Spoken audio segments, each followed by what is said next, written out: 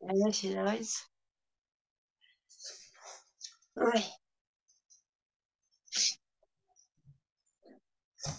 오늘은 에레미야 18장, 19장 말씀, 깨어진 항아리 말씀입니다.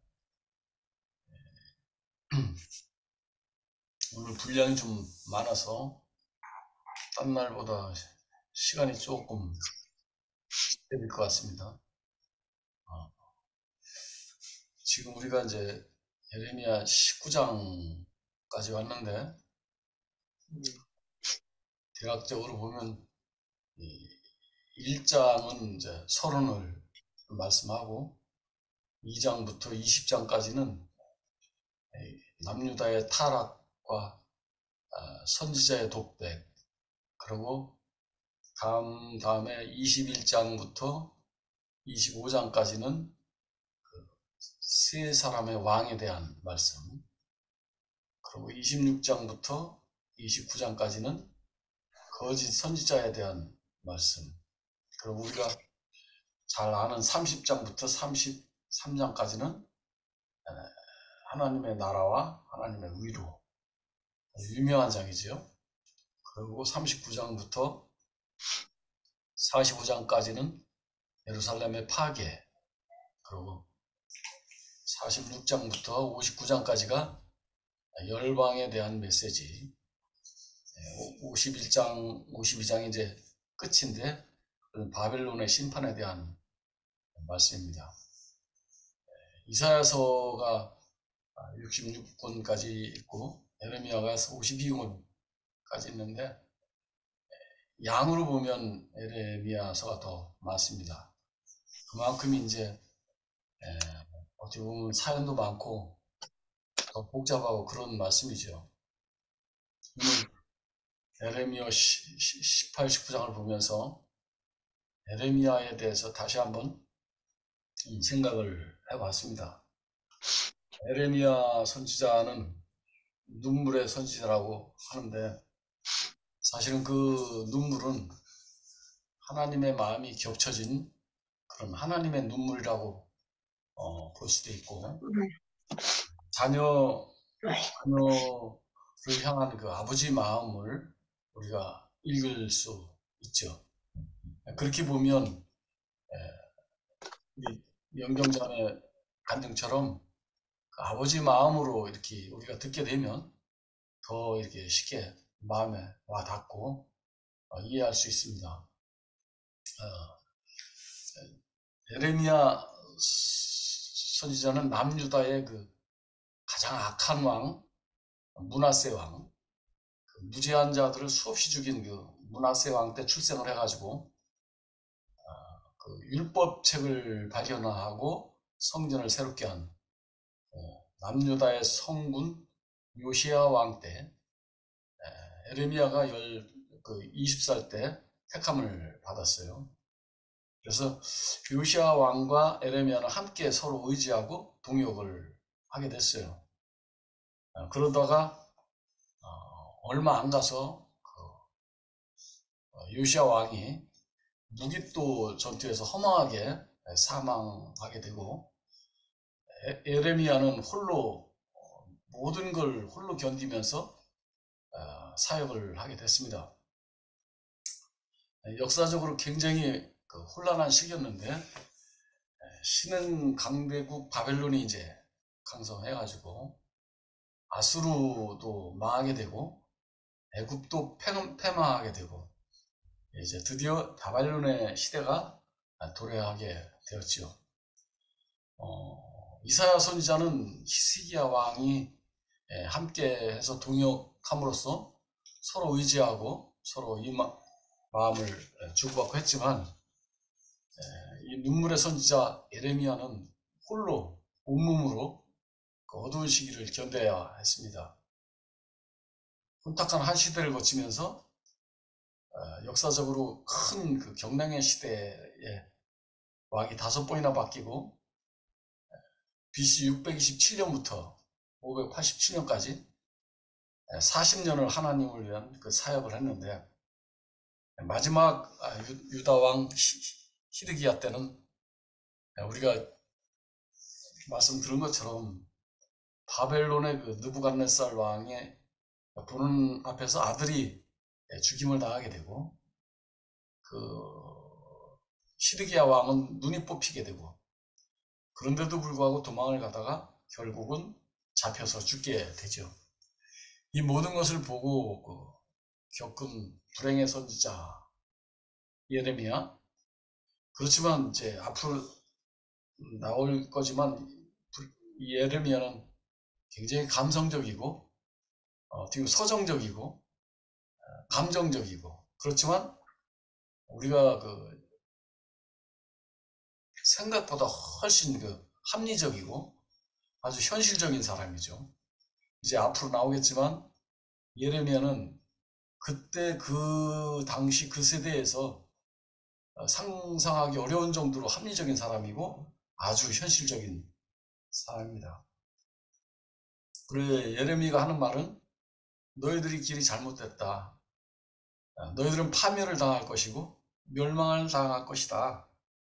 이것이 하나님 말씀이다. 이런 말을 계속 할 수밖에 없는 예레미야의 심정을 우리는 참 보게 되죠.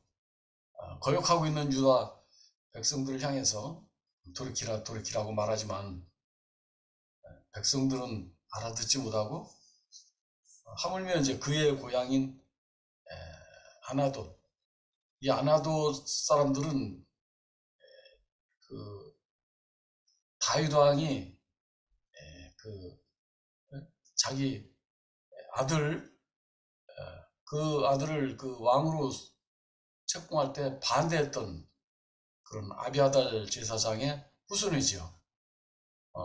이거 솔로몬을 그 아들로 책정했을 때 아비아달은 반대를 해가지고 그들이 아비아달 제사장이 아마 귀양간 데가 아나돗 사람들이 된 것 같아요.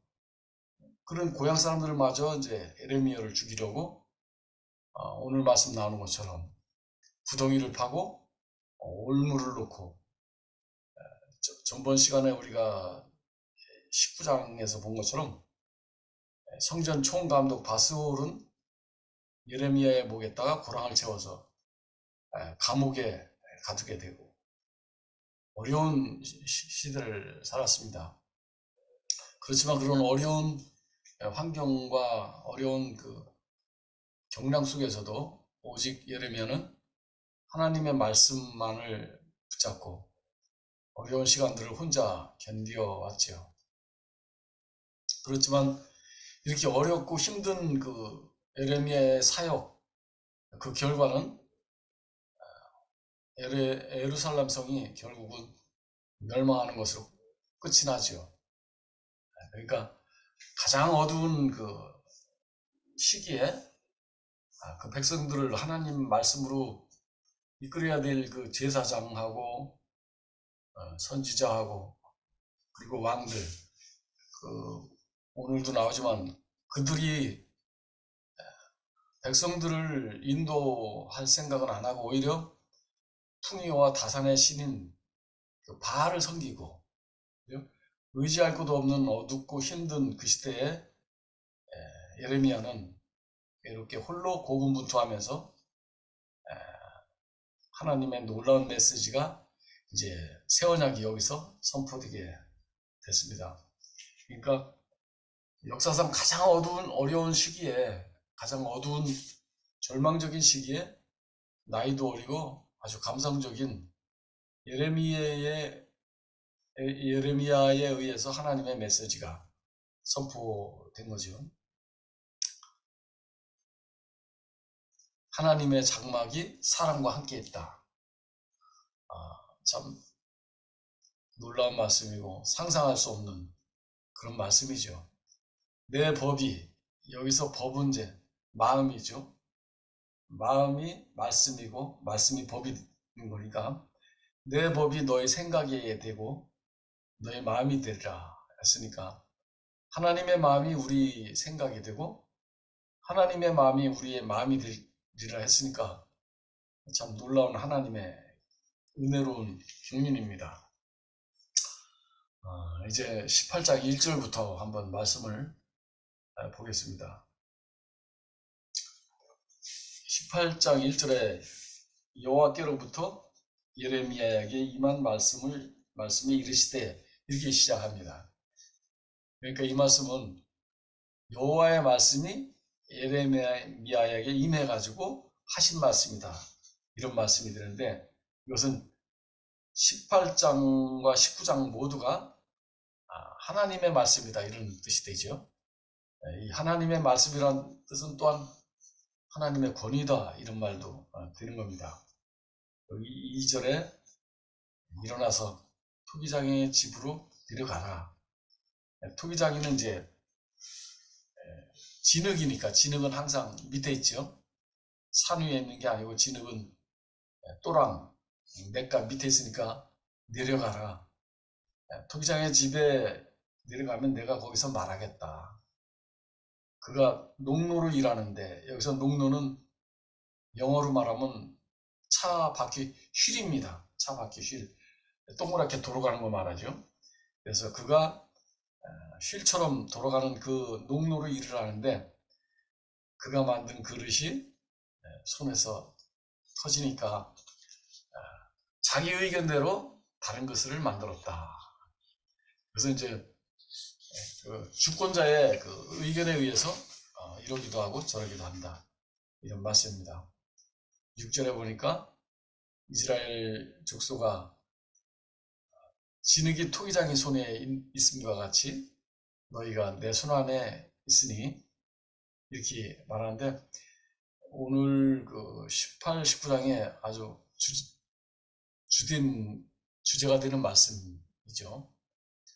아주 은혜가 되고 귀한 말씀입니다.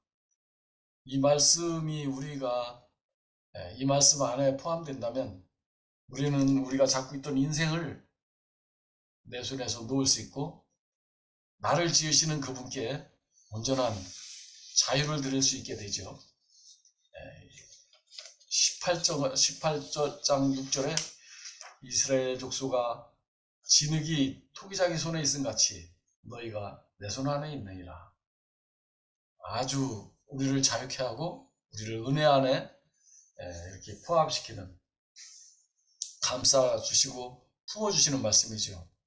여기서 토기장이는 이제 야차르라고 하는데 이는 폼이다, 모양이다 이런 뜻이 됩니다. 그러니까 야차르는 또 요체르에서 나온 말인데 이것은 우리의 형상을 따라 여기에서 나온 거니까 나라는 사람을 이 모양으로 빚고 저 모양으로 빚는다는 뜻이죠. 그러니까 우리를 부르신 그분 앞에서 그분의 그 모양대로 우리는 빚어지는 겁니다. 그래서 그 토기장이 야차르는 하나님의 모양대로 하나님의 원하시는 폼대로 만들어지는 것을 말하죠. 여기서 말하는 것은 우리의 형상을 따라 그 말과 같다고 했어요. 창조는 말하라고 하는데 그것은 없는 데서 있는 것을 창조하는 거고 여기서 야차르는 모양을 뽐뜬다 이런 뜻이 됩니다. 8절에는 그러하니까 이제 너희가 내 손 안에 있으니까 내가 너희를 폼뜨겠다. 그러니까 그렇게 되면 내가 너희를 상하려고 해도 네가 그 악에서 돌이키기만 하면 나도 돌이키겠고 너희가 악을 행하고 내 목소리를 듣지 아니하면 내가 그 복에서 나도 돌이키리라. 그러니까 우리에 따라서 하나님은 이러기도 하고 저러기도 한다는 말씀이 되죠. 그러니까 11절에 너희가 악한 길에서 돌이켜서 너의 길과 행위를 아름답게 해라. 그렇게 하나님은 권고를 하죠. 그렇지만 12절에서 그들이 말하기를 그것이 헛되다. 우리는 계획대로 행할 것인데 각자가 악한 마음이 완악한 대로 행하리라 그랬어요. 자, 이런 거 보면 정말 입이 다물어지죠. 왜냐하면 저도 그랬거든요.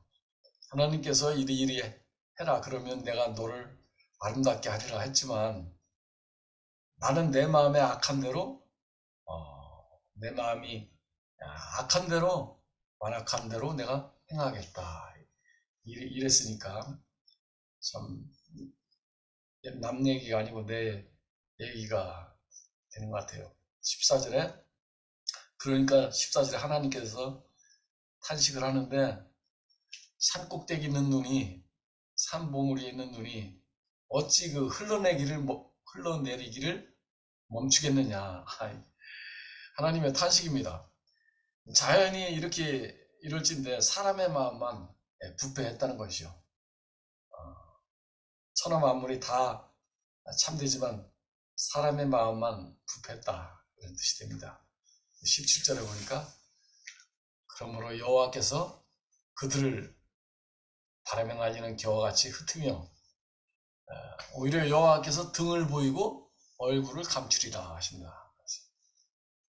그러니까 또 이제 백성들은 오히려 더 완악해져서 우리가 오히려 예레미야를 치자. 하나님 말씀이 그 사람한테만 있겠느냐? 우리 혀로 예레미야를 치고 그가 하는 어떤 말도 우리가 듣지 말자. 갈수록 서로가 하나님과 백성들이 멀어져 가는 거죠. 이때 예레미야는 여호와를 향해서 탄식을 합니다. 저들의 목소리를 들어보소서. 여호와여, 저들의 목소리를 들어보소서. 저들이 어찌 악으로 손을 갚으리까? 내 생명을 해치려고 저들이 구덩이를 팠습니다. 그러면서 마지막에 이제 23절에 예레미야는 하나님께 간구합니다. 주께서 이 모든 것을 아시니까 주께서 노하시고 그들을 넘어지게 하소서. 이러면서 부르는 예레미야는 하나님께 은혜를 구합니다. 슬프죠. 눈물 나죠. 어린 나이에 약한 사람이 홀로 이 길을 걸어갔으니까 슬프지만 이 슬픈 가운데서 하나님의 놀라운 메시지가 나오게 되죠. 19장 1절에 너희들은 토기장이의 옹기를 사가지고 백성의 어른들과 제사장의 어른들을 데리고서 흰놈의 골짜기로 가라. 여기서 이제 어른들 했는데 이것은 지도자들을 말합니다. 그러니까 백성 중에 그 지도자들, 제사장의 지도자들을 데리고서 흰놈 골짜기로 가라. 18절에 보니까 거기 내려가서 함께 내려가는 그 자들의 얼굴 앞에서 그 옹기를 깨트려라. 이 말은 이제 여태까지는 예레미야가 여호와의 말씀을 대언하고 말씀으로 그 백성들을 이끌었지만 이제는 하다 안 되니까 행동으로 보여주는 거죠. 행동으로 보여줍니다. 백성들과 제사장들의 인도자들, 사회를 바른 길로 인도해야 될 그 인도자들을 데리고 흰눈의 골짜기로 가서 그들이 보는 앞에서 그 얼굴 앞에서 옹기를 깨트려라 하면서 이제 행동으로 보여주고 있습니다. 거기에서 그 옹기를 깨트리고 그들 얼굴 앞에서 옹기를 깨트리고 그때 내 말을 선포해라. 그러면서 이제 나 여호와가 이 자리에 재앙을 내릴 것이다 했어요. 5절을 보니까 바알의 신을 위해서 그들이 제단을 건축했으니 하나님의 자녀들을 도살해서 불태워가지고 바알에게 드리는도다. 정말 이것이 우상 숭배의 끝이 얼마나 정말 무섭고 두려운 일인지 몰라요. 이 바알의 신은 재물과 다산의 신입니다. 그러니까 돈, 재물과 자식을 많이 낳는 다산의 신인데 그들을 위해서 제단을 건축하고 하나님의 자녀로 태어난 자기 자녀를, 하나님의 자녀들을 도살해서, 그 제단에서 도살해서 그들에게 거기서 불을 피워서 바알에게 드린다.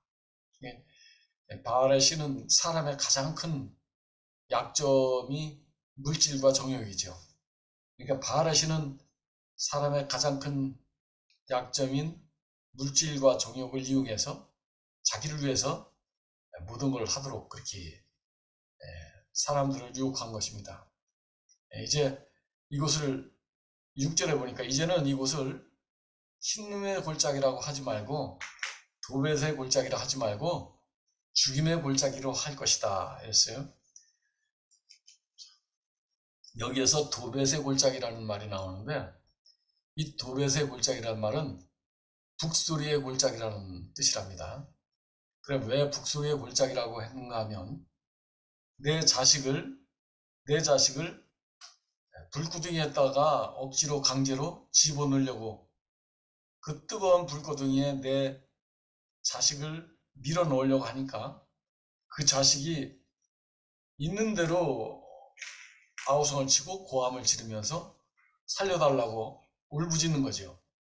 그때 그 자기 자식이 울부짖는 그 불 속에서 울부짖는 소리가 너무 골짜기에 크게 여럿이 많은 사람들이 울려 퍼지니까 그 소리를 감추기 위해서 북을 친답니다. 북을 둥둥둥둥 하고 그 자식의 울부짖는 그 울부짐의 그 곡소리를 숨기기 위해서 둥둥둥둥 하고 북을 친대요. 이것이 바로 도벳의 골짜기랍니다. 그러니까 우리가 자기 목적이 생기고 자기 영광을 도모하게 되면 결국 그것이 우상이 되고 자기를 위해서 자기 자식까지도 도살을 해서 불태우는 극악무도한 것이 아무렇지도 않게 행해지는 정말 종교의 우상, 그것이 얼마나 참 무서운 일인지를 알게 되죠. 그것이 너무 당연하게 행해지고 그것을 아무렇지도 않게 이렇게 하게 되니까 이 여호와께서는 거기에서 그 우상을 이제 질타하시는 거죠. 11절에 보니까 사람이 토기장의 그릇을 한번 깨트리면 다시는 완전하게 할 수 없나니 그랬어요. 유다는 깨어진 항아리죠. 그리고 하나님의 진노가 준비된 항아리, 터진 항아리입니다. 저는 말씀을 보면서 저 자신이 깨어진 항아리고 회복이 불가능한, 한번 깨어지고 나면 다시 쓸 수 없는 그런 항아리라는 것이 알아지고, 그 항아리는 하나님의 진노가 준비된, 하나님의 그 진노가 기다리고 있는 그런 항아리죠. 그런데 하나님께서는 그 버려진 항아리, 진노의 항아리를 다시 쓰시는 하나님입니다. 우리가 전번 시간에 공부한 것처럼 여호와께서는 그렇게 말합니다. 나는 긍휼이 있는 자다. 나는 긍휼이 있는 자다. 이렇게 두 번을 말씀하십니다. 긍휼이 있는 자, 긍휼이 있는 자. 정말 우리처럼 어둡고 깜깜한 우리 인생들은 그 긍휼이 아니면 회복이 될 수 없는 사람들이죠. 깨어진 항아리, 그 버려진 항아리는 자고할 수가 없죠. 자고할 수가 없어요. 은혜가 아니면 살 수가 없고, 아무것도 붙잡을 것이 없고, 아무것도 의지할 것이 없고, 모든 것이 흔들리고 모든 것이 깨어지고 모든 것이 갈라져서 아무것도 잡을 것이 없는 그 깨어진 항아리, 그 깨어진 항아리는 토기장이의 손에서 비로소 안식할 수 있고 토기장이를 기쁘게 할 수 있지요. 사람은 본래 흔들리는 잣대입니다. 꺼져가는 촛불이죠. 어차피 촛불은 계속해서 타고 있습니다. 그 촛불은 멈출 수가 없죠. 타고 있어요. 그것이 사람이기 때문에 우리는 언제나 그리고 어디에 가서나 우리는 하나님의 은혜가 필요한 사람입니다. 그래서 오늘 말씀이 토기장에 대한 말씀인데, 여기에서 이제 사도 바울은 아주 은혜로운 하나님의 메시지를 우리에게 주고 있습니다. 이 토기장에 대한 그 예를 들어서 사도 바울은 로마서 9장 20절서부터 보면 얼마나 은혜롭게 이것이 전개되는지 몰라요. 20절에 보니까 이 사람아 네가 누구기에 감히 하나님께 반문하느냐. 지음을 받은 물건이 지은 자에게 어찌 나를 이같이 만들었느냐고 말하겠느냐. 토기장이가 진흙 한 덩어리로 하나는 귀하게 쓸 그릇을 하나는 천하게 쓸 그릇을 만들 고난이 없느냐. 만일 하나님이 그 진노를 보이시고 그의 능력을 알게 하고자 해서 멸하기로 준비한 그 진노의 그릇을 오래 참으사, 참 은혜롭죠, 그죠?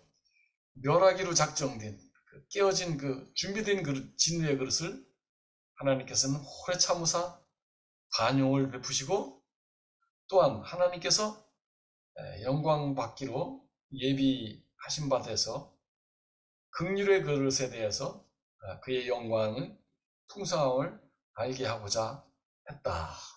그러니까 너희가 무슨 말을 하겠느냐 이렇게 말합니다. 얼마나 은혜롭습니까, 그죠? 하나님이 이 멸망하기로 된 이 진노의 그릇을 긍휼을 베풀어서 기다리신 것은 하나님의 그 영광을 드러내기 위한 것이고, 그것은 우리로 하여금 하나님의 그 영광의 풍성이 어떠한 것인가를 알게 하려고 하나님께서는 우리의 그 진노의 그릇을 긍휼의 그릇이 되게 했다. 그러면서 13절부터 이래 보니까 뭐라 하냐면, 이제 이게 이제 야곱과 에서에 대한 말씀입니다. 자, 참 재밌죠? 기록된 바 내가 야곱은 사랑하고 에서는 미워했다 한 것 같이, 하나님 왜 누구는 미워하고 누구는 사랑합니까? 이렇게 말한다는 거예요. 기록된 것처럼 내가 야곱은 사랑하고 에서는 미워했던 것 같이, 그런즉 우리가 무슨 말을 하겠느냐. 하나님께서 불의하냐? 그럴 수 없다. 모세에게 이르시되 내가 긍휼히 여길 자를 긍휼히 여기시고 불쌍히 여길 자를 불쌍히 여긴 것처럼, 그것처럼 그런즉 우리가 원하는 자로 말미암음도 아니고 다름질하는 자로 말미암음도 아니고 오직 긍휼히 여기시는 하나님으로 말미암았다 그랬어요. 그러니까 우리는 하나님께 은혜를 구하고 원하고 또 열심히 다름질하듯이 하나님께 충성을 다하지만 그래서 되는 것이 아니고 오직 긍휼히 여길 자를 긍휼히 여기시고 불쌍히 여길 자를 불쌍히 여기시는 하나님으로 말미암아 우리가 은혜를 입는다는 거죠. 그래서 그 예레미야 3장 13절에 보면 아주 귀한 말씀 나오는데 뭐라고 말씀하시는가 하면, 만약에 우리가 우리 죄를 자복하고 그 모습 그대로 우리의 그 죄스러운 그 모습 그대로 우리가 돌아오면 하나님의 긍휼이 우리를 덮으시고 우리를 사랑하시되 끝까지 사랑하시고 우리를 당신의 그 조용한 통치 안으로 우리를 인도하신다. 이렇게 말합니다. 오늘 깨어진 항아리 말씀을 공부를 하면서 에레미야에 대해서 또 이렇게 깊이 생각을 하면서 우리 인생이 정말 깨어져서 다시는 쓸 수 없는 그런 항아리가 되었지만 나는 긍휼이 있는 자다. 나는 긍휼이 있는 자다. 우리를 향해서 끝까지 참으시고 우리를 긍휼의 그릇이 되게 하셨으니까 이것은 우리로 말미암은 것이 아니고 우리를 부르신 하나님의 그 긍휼로 말미암았으니까 우리가 해야 될 일은 오로지 원한다고 되는 것도 아니고 다람쥐 친다고 되는 것도 아니고 오로지 긍휼히 여길 자를 긍휼히 여기시는 하나님으로 말미암아 된 것이니까 우리는 은혜를 구하는 그런 마음만이 하나님께 상달되고 하나님께서 우리를 품으시고 우리를 사랑하시며 당신의 조용한 헤세드 안으로 우리를 이끄시는 것을 보게 됩니다. 오늘 이제 오늘 하루 종일 이렇게 비가 오고 봄비가 오고 나무잎이 새싹이 이렇게 올라오는데 우리를 그 죽음의 혼돈과 죽음의 골짜기에서 hin놈의 골짜기에서 우리를 건지셔서 당신의 긍휼 안으로 헤세드 안으로 부르신 주님께 감사를 드립니다. 감사합니다. 아멘.